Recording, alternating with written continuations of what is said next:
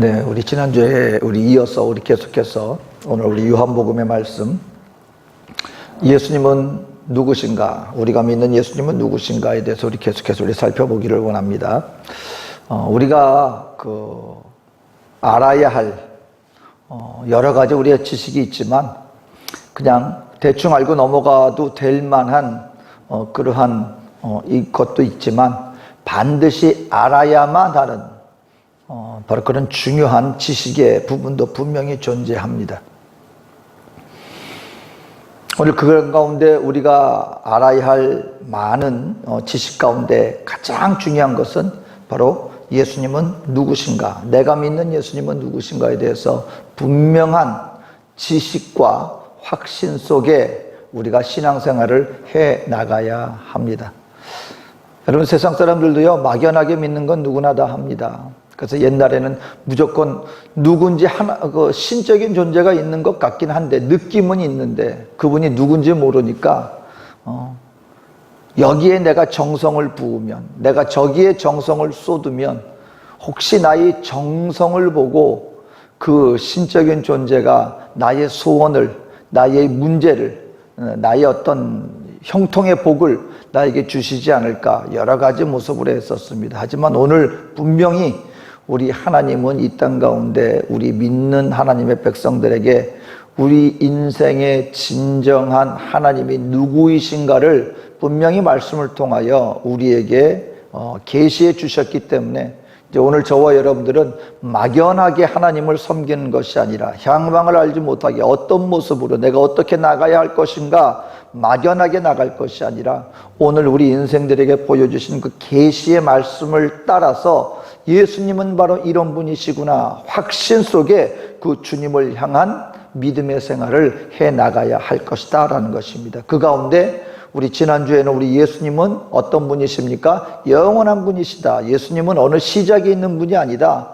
태초 이전부터 계셨던 영원하신 하나님, 그분이 누구신가? 예수님이시다 라는 것을 말씀을 나누었고요. 그 예수님은 또한 어떤 분이신가? 창조하신 창조주 하나님이시다. 그래서 우리 저와 여러분들의 인생, 내가 어디서 와서 무엇 때문에 살며 어디로 가는지를 우리가 어디서 알 수 있는가? 예수 그리스도 안에서 주님이 바로 나에게 인생을 주신 나의 창조주이시다. 이걸 우리가 확신할 때 우리 인생이 향방 없는, 그냥 바람 잡는 것 같은 그런 인생을 사는 것이 아니라 분명한 목적과 가치를 우리가 예수 안에서, 예수님이 누구시라는 것을 발견할 때 예수님은 우리에게 인생을 주신 창조주 하나님이시다 라는 것을 알 때 우리가 온전한 가치 있는 인생, 참된 인생을 살아갈 수 있다. 오늘 사도 요한은 그 예수님을 우리에게 보여주고 있습니다. 오늘은 세 번째로 우리 예수님은 어떤 분이신가? 오늘 사도 요한이 우리에게 보여주는 예수님은 바로 생명의 근원이 되신다라고 우리에게 말씀을 해주고 있습니다. 4절에 말합니다. 그 안에 생명이 있었으니 이 생명은 사람들의 빛이다. 사람들의 빛이다. 여러분이 많은 사람들이 예수님에 대해서 알긴 합니다. 그런데 우리 인생들에게 주어지는 삶의 진정한 생명은 오직 예수 그리스도 안에서만 누릴 수 있다라고 오늘 사도 요한은 우리들에게 분명하게 얘기해 주고 있습니다. 그 안에, 누구 안에? 예수님 안에 생명이 있었으니 이 생명이 바로 사람들의 빛이다 라고 얘기를 해주고 있습니다. 예수님께서도 분명히 말씀드렸습니다. 요한복음 나중에 14장에 보면 예수님께서 이렇게 말합니다. 내가 곧 길이요 진리요 생명이니 나로 말미암지 않고는 아버지께로 올 자가 없다. 예수님 스스로도 분명히 말합니다. 오직 내 안에만, 나만이 생명이다, 나만이 길이다, 나만이 빛이다 라고 분명하게 말씀을 해주고 있다라고 하는 사실인 것입니다.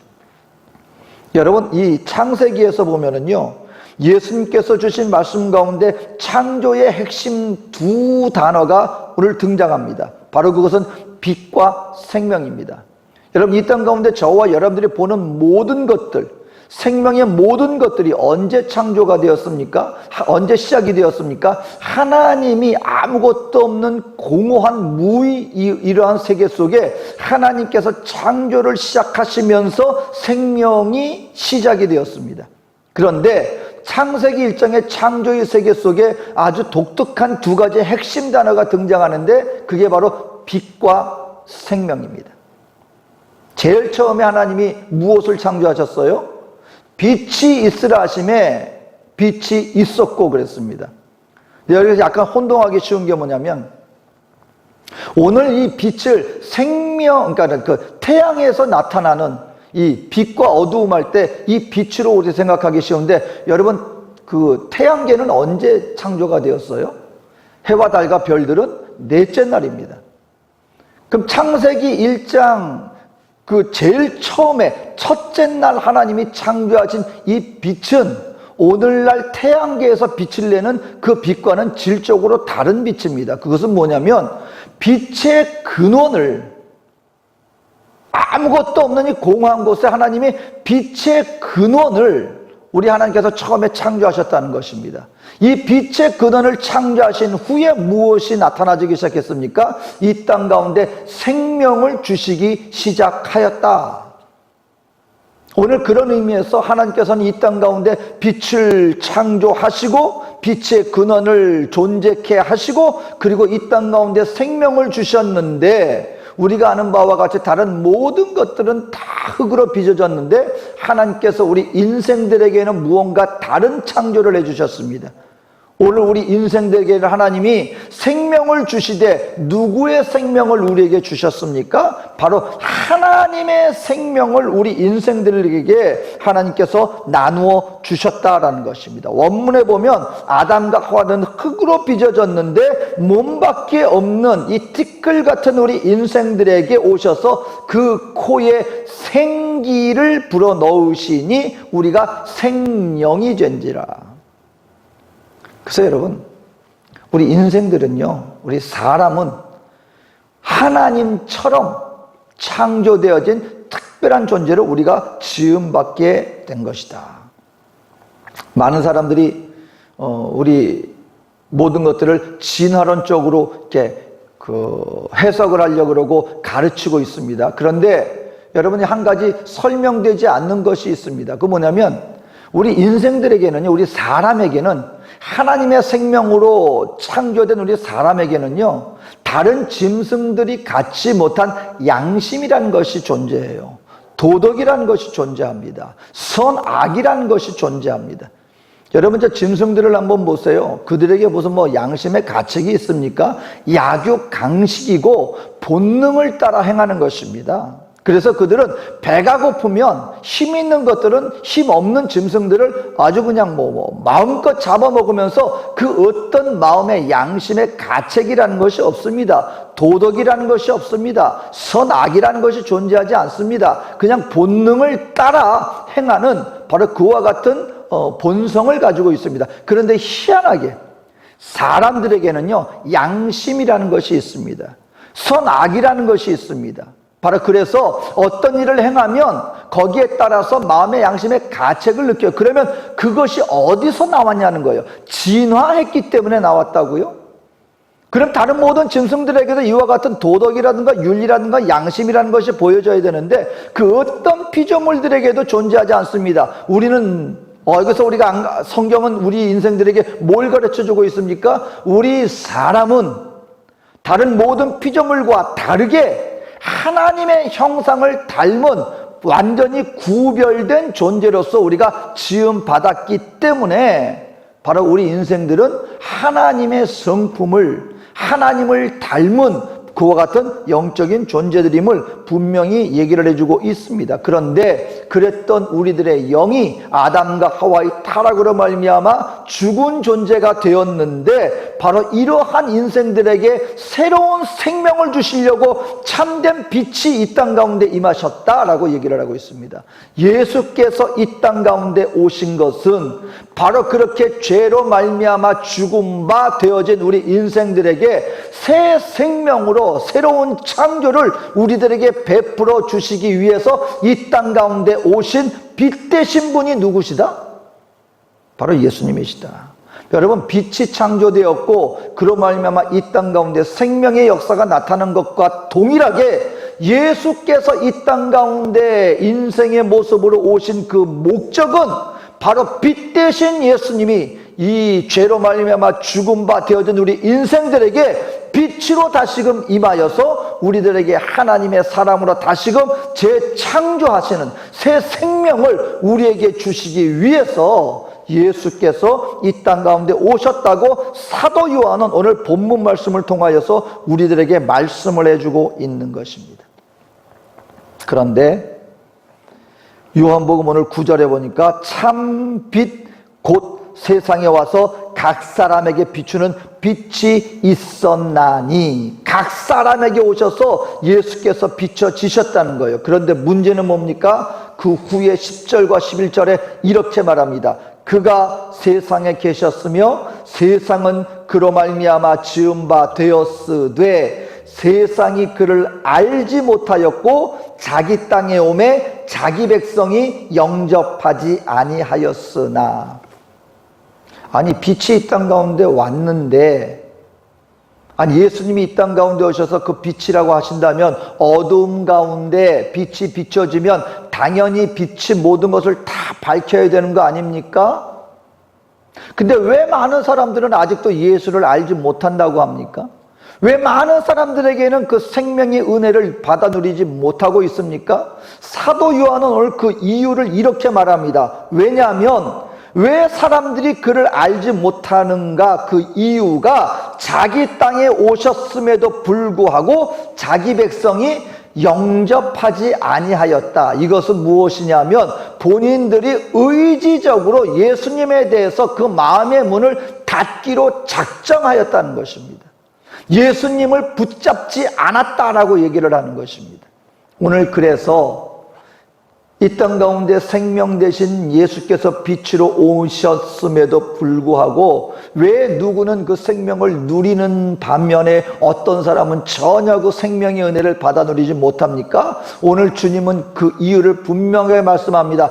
본인들 스스로가 그 빛을 영접하지 않고 받아들이지 않고 붙잡지 않기 때문에 그들에게 이러한 생명의 은혜가 누려지지 못한다. 여러분, 오늘 그래서요, 그 예수께서 우리 그 요한계시록에 그 문 두드리는 예수님, 보라 내가 문 밖에 서서 두드리노니 하는 그 구절에 대해서 우리 기독교 그 성화가 있죠. 그 그림이 있는데 예수님께서 한 집 밖에서 문을 두드리십니다. 근데 그 그림에 하나의 특징이 뭐냐면 그 문에 손잡이가 없다는 거예요. 그 문은 누구밖에 열지 못하느냐? 안에 있는 주인밖에 그 문을 열지 못해요.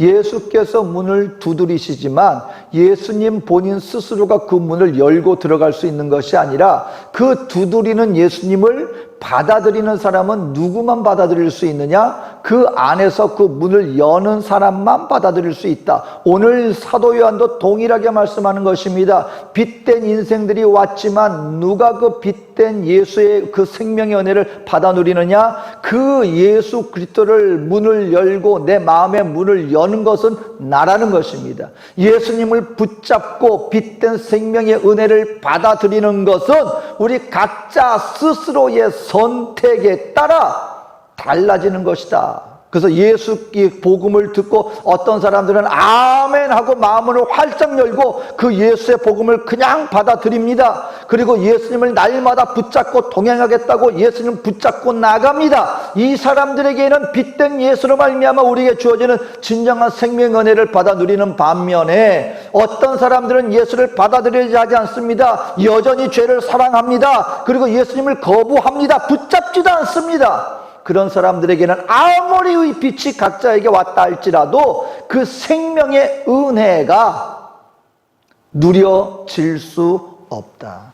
사랑하는 성도 여러분, 오늘 우리들에게는요, 매일이라고 하는 시간이 우리에게 동일하게 주어져 있습니다.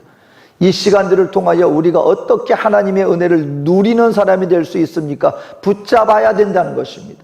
예수님의 말씀을 붙잡으십시오. 주여 말씀하여 주시옵소서. 내가 듣겠나이다. 아버지 하나님, 내가 이 말씀의 의미를 내가 아직까지 깨닫지 못하겠습니다. 나의 삶 속에 묵상하고 기도하고 나의 삶 속에 하나님, 성경은 분명히 이렇게 말씀하고 있는데 왜 나의 삶 속에 좀 말씀이 성취되지 않습니까? 기도하고 붙잡고 주님의 옷깃을 붙잡고 동행하는 삶을 통하여 주님이 나에게 함께 해주시고 그 내가 깨닫지 못하는 곳 가운데 주님이 진리의 빛을 비춰주시고 그것을 행하는 자에게 베풀어 주시는 하나님의 복음의 능력이 나의 삶 속에 이루어지게 될 때 무엇이 누려지게 됩니까? 이와 같은 생명의 은혜가 나에게 삶 속에서 누려지는 은혜가 우리에게 있게 된다는 것입니다. 그리고 오늘 사도 요한은 갑자기 이 세례 요한에 대해서 또 얘기를 합니다. 1장 7절에 그가 증언하러 왔으니 곧 빛에 대하여 증언하고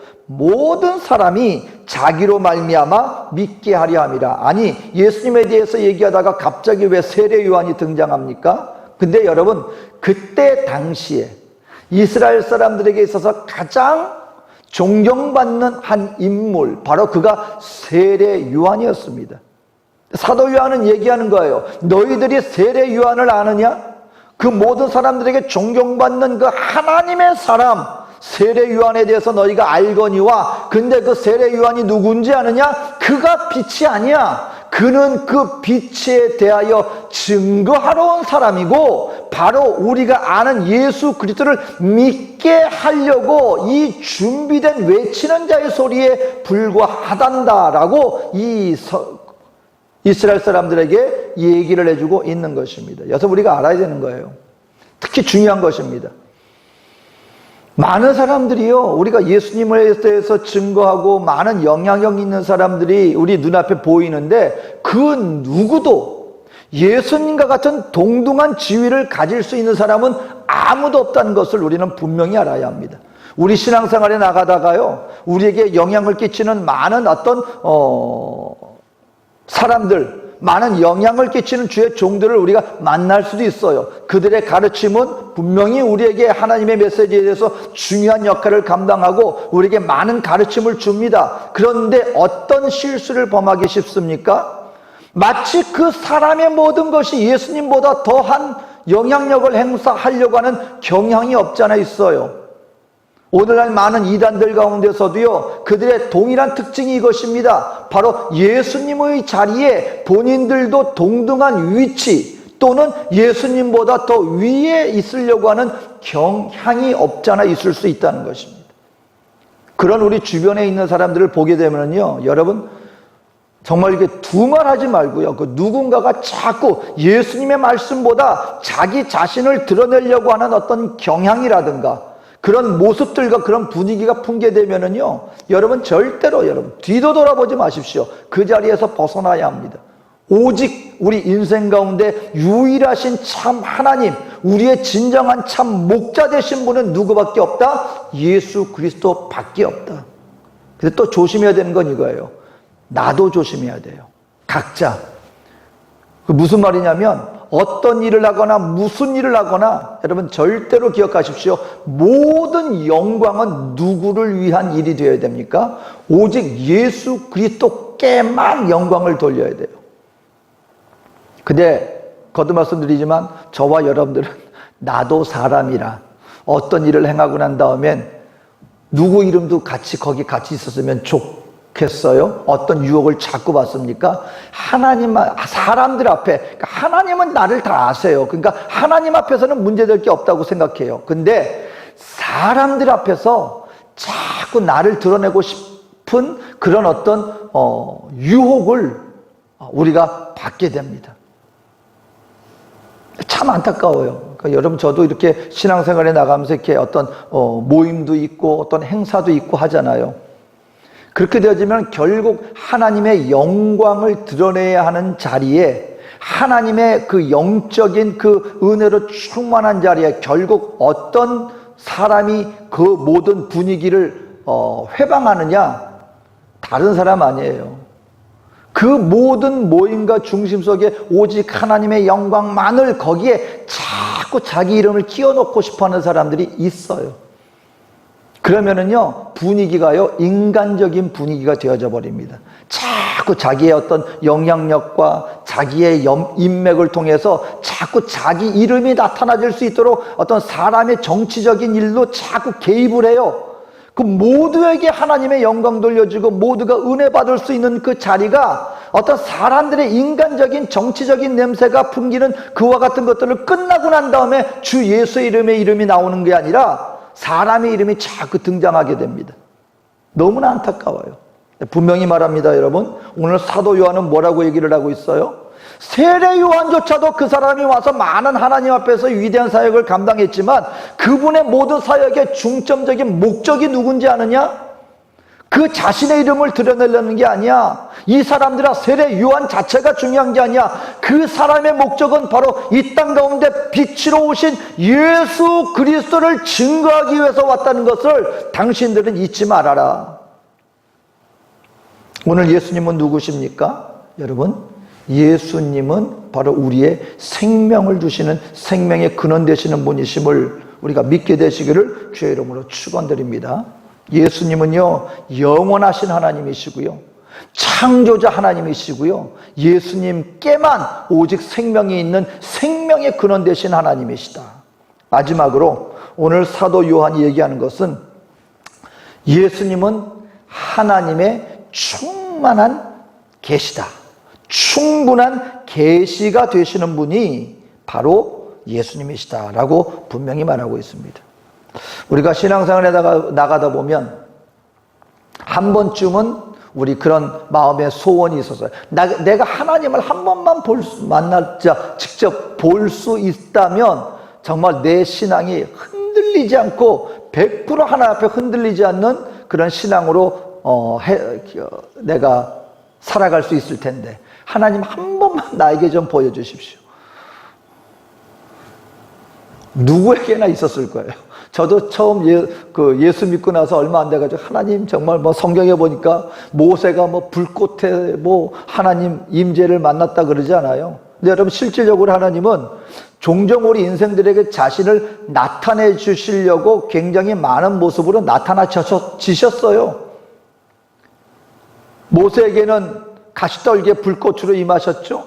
그리고 꿈과 환상으로, 때로는 천사를 통하여서, 그리고 선지자를 통하여서 하나님께서 얼마든지 본인을 종종 계시하려고 했던 모습들을 우리에게 보여주고 있습니다. 그거 뭐냐면요, 하나님이 저와 여러분들하고 계속 소통하고 싶어 하셨던 거예요. 교제하고 싶으셨던 거예요. 그분이 하나님이십니다. 근데 여러분, 구약의 하나님은 자기 자신을 마음 놓고 드러내실 수가 없었어요. 제가 그 다윗의 장막이라고 하는 우리 기독교 내에서는 베스트셀러가 된 그런 책이 있는데, 그 저자가 저는 그 하나님의 영광에 대해서 묘사한 것이 평소에 내가 그렇게 생각 못했던 것을 정말 이럴 수도 있겠다. 왜 오늘날에는 그 솔로몬의 성전을 완공하고 난 다음에 솔로몬 성전에 하나님의 영광이 가득 찼다 그랬잖아요.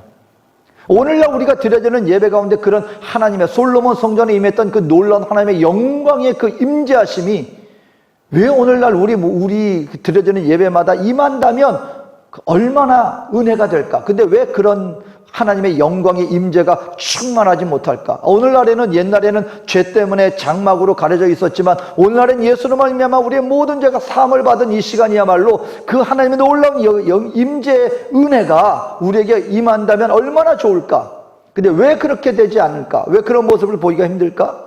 그분이 이렇게 예를 들었어요. 이해하기 쉽게. 그분 친구가 있는데, 여러분, 미국에서 비만이 사회적인 병이라 그러잖아요. 사회적인 문제가 되고 있다 그러잖아요. 왜냐하면 진짜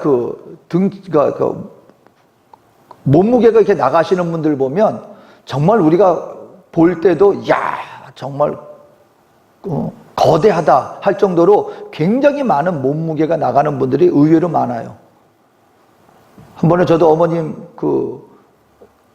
계신 LA 잠깐 방문해서 식당 같은 데 가보면은요, 그런 비만하신 분들이 음식을 갖다가 이게 접시에 딱 담으면 분명히 똑같은 크기인데 그분들 앞에 가면 이게 어린아이 밥처럼 굉장히 작아 보여요. 음식도 얼마나 많이 드시는지 몰라요. 그러니까 완전히 비만이죠.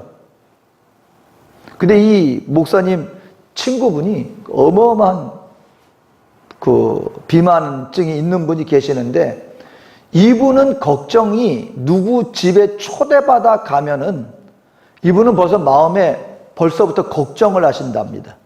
뭘 걱정하냐면 가서 무슨 모임이라든가 어떤 그런 데 가면은 그 많은 사람들이 모여 있을 거 아니에요. 또 친구 집에 가거나 어느 집에 가정집을 가든 어딜 가든 가면은 이분이 뭘 벌써부터 걱정하기 시작하냐면 의자 걱정을 하신대요.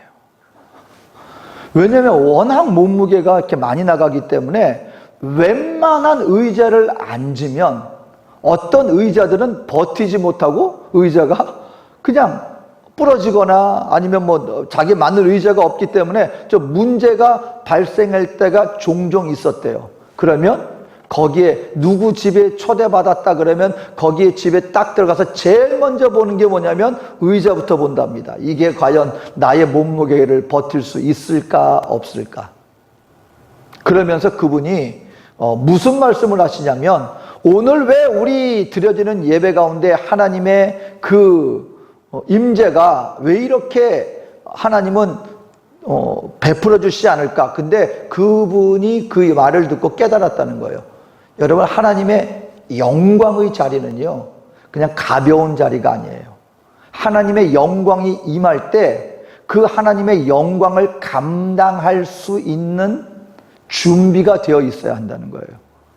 그 뭐냐면 모세가 하나님 한 번만 보게 해 주십시오 그랬을 때 하나님이 모세에게 뭐라 그랬어요? 너 내 앞에 서지 못한다는 거예요. 이스라엘 백성들도 하나님의 영광의 임재 앞에 서지 못한다는 거예요. 왜냐하면 하나님은 영광은 어떤 영광? 거룩한 영광이죠. 그리고 그 거룩의 하나님의 영광은 죄를 향하여서 돌격한다는 거예요. 죄를 가만히 두고 보는 게 아니라 죄를 돌격하는 속성을 갖고 있기 때문에 너희들 죄 있는 모습으로 내 영광의 임재 앞에 서게 되면 너희들 내 앞에 살아남을 사람은 아무도 없다는 거예요. 그래서 모세 보고 네가 내 얼굴은 보지 못하고 내 발자취는 보리라. 그래서 지나가고 난 다음에 뒷모습을 봤다. 성경은 그렇게 표현하고 있는데 그게 뭐냐면 영광이 지나가고 난 다음에 그 흔적 있는 것만을 보았는데도 불구하고 모세가 나중에 얼굴에 광채가 나니까 이스라엘 백성들이 얼굴을 덮으십시오. 우리가 감당을 못하겠습니다. 그랬다는 거예요. 그게 뭐냐면 여러분이 그 하나님의 임재하심을 하나님께서 우리 인생들에게 다 나타내 주기를 원하시지만 문제는 뭐냐면 그 하나님의 그 영광의 무게를 감당할 수 있는 사람들이 준비가 안 됐기 때문에 오히려 그게 화가 될 수 있기 때문에 하나님이 함부로 하나님의 임재를 나타내실 수가 없다.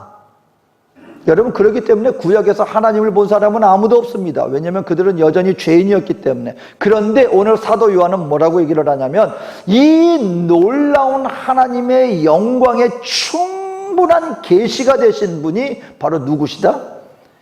예수님이시다. 하나님을 보기를 원합니까? 그런데 그 하나님은 우리 인생들에게 자기를 나타내 주셨다는 거예요. 누구를 통해서? 예수 그리스도를 본 것이 곧 누구를 본 것과 마찬가지다. 하나님을 본 것이나 마찬가지다. 오늘 4절에 보면 말씀이 육신이 되어 우리 가운데 거하심에 우리가 그의 영광을 보니 아버지의 독생자의 영광이요 그래요. 4절에 아버지의 독생자의 영광이요 은혜와 진리가 충만하더라. 여기서 우리가 생각하기를 독생자의 영광이니까 아마 우리의 가정 가운데도 맏아들이면 맏아들로서의 어떤 특권이라는 게 있잖아요. 그러니까 이 말씀을 우리가 그렇게 해석하기가 쉬워요. 독생자의 영광이라고 하나님의 독생자로서의 특별한 어떤 특권을 얘기하는 거겠구나. 근데 여러분, 그 뜻이 아닙니다. 독생자의 영광이라는 것은 뭐냐면 하나님의 그 모든 영광이 예수 그리스도 안에 이미 충만하게 완벽하게 하나님의 그 동일한 영광이 독생자 되신 예수 그리스도 안에 완전하게 충분하게 예수 안에 이미 계시되었다. 예수 안에 계신 영광이 곧 하나님의 영광과 똑같은 것이야. 그런 의미에서의 독생자의 영광이다. 오늘 저와 여러분들이 알아야 되는 거는요. 그래서 어떤 분이, 목사님이 상담을 하는데 막 예수 믿은 분이, 하나님은 도대체 어떤 분이십니까? 그랬더니, 하나님은요, 우리 아버님 같아. 우리 가정에서의 아버님 같은 분입니다. 그랬더니, 그럼 나 예수 안 믿을래요. 하나님 안 믿을래요. 왜 그랬더니, 이분이 가정에서 그냥 아버님이 맨날 그냥 밖에 나가서 술 드시고 오면은 자녀들을 갖다가 그렇게 학대했던 그런, 부모님 밑에서, 아버님 밑에서 컸어요. 그랬더니, 하나님은 아버님 같은 분입니다. 그랬더니, 그럼 나 하나님 안 믿을래요. 그러더래요.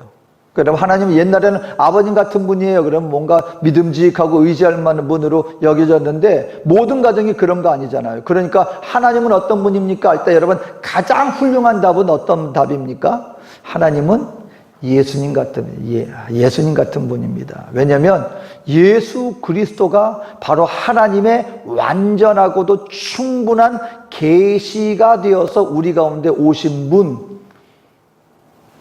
그래서 여러분, 예수께서 나중에 내가 이제 아버지께로 가면 너희들에게 내가 집을 예비하고 그랬더니 한 제자가 물었잖아요. 우리에게 하나님을 보여주십시오. 그때 예수님께서 본인이 이렇게 말합니다. 나를 본 것이 아버지를 본 것이거늘. 여러분, 예수 안에 하나님의 모든 영광이 완전하게 계시되어지신 분, 바로 그분이 누구시다? 예수님이시다. 그러니까 오늘 저와 여러분들이요, 오늘 이렇게 나와서 예배하는 분, 오늘 내가 예수를 내 안에 영접할 때 내 안에 예수님이 계시다는 것은 곧 어떤 의미가 되는 것과 똑같아요? 하나님의 영광의 완전한 주체 되신 그 예수님이, 하나님의 영광이 그 안에 있기 때문에 하나님의 영광을 내 안에 모신 것과 동일하다. 그러니 저와 여러분들이 주님 앞에 나올 때 어떤 마음으로 나와야 돼요? 하나님, 나를 바라보고 나오는 게 아니에요. 이 삶 가운데서 그 어떤 것을 바라보고 나오는 게 아니에요. 바로 인생의 영원하신 하나님, 창조주 하나님, 생명의 근원 되신 하나님, 그리고 하나님의 충분한 계시가 되어지신 그 하나님 앞에 나와 그분을 예배하는 것, 바로 그것이 오늘 이 시간 이 예배의 모습이다. 오늘 바라기는요, 이 예수 그리스도를 더욱더 알아가는 저와 여러분 되어주시기를 주의 이름으로 축원드립니다. 그 하나님이 예수 안에 완전히 계시가 되어서 우리 인생들에게 오셔서 하나님을 우리들에게 보여주셨다라고 사도 요한은 우리들에게 말씀을 해주고 있습니다. 바라기는요, 오늘 이 요한복음 1장 1절에서 24절 말씀을 다시 한번 묵상하고 이 말씀을 통하여 우리에게 나타나주신 참 하나님 예수 그리스도를 날마다 더욱더 알아가는, 그리고 주 안에서의 그 생명의 은혜를 붙잡는, 그래서 그 생명의 삶을 누리면서 나가는 축복의 자녀요 생명의 자녀 되어지는 우리 저와 여러분 모두가 되어지시기를 주의 이름으로 축원드립니다. 기도하겠습니다. 우리 잠시 기도하고 우리 성찬을 준비하겠습니다. 사랑과 은혜가 많으신 나의 좋으신 아버지 하나님, 오늘 이 시간도 우리 주님 앞에 나와 말씀을 대합니다. 생명 대신, 생명의 근원 되신 예수 그리스도, 그리고 하나님의 충분한 계시가 되신 주 예수를 우리가 믿음으로 바라보오니 아버지 하나님, 날마다 주와의 동행하심을 통하여 이 참 하나님 예수님을 더욱더 알아가는, 그리고 그 생명을 누리는 하나님의 생명의 자녀 모두가 되게 하여 주시옵소서. 모든 것을 주님께 의탁하오며 예수님의 이름으로 기도합니다.